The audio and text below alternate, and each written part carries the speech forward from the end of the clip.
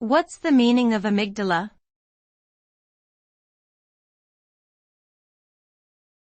Amygdala.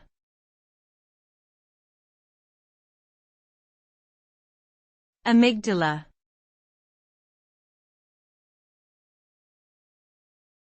Amygdala.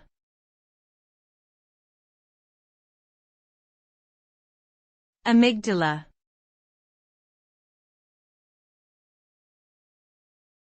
Amygdala.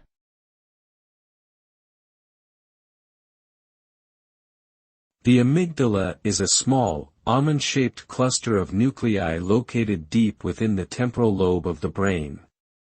It plays a crucial role in processing and regulating emotions, particularly fear and aggression. The amygdala receives input from various sensory systems and sends output to other brain regions involved in emotional responses.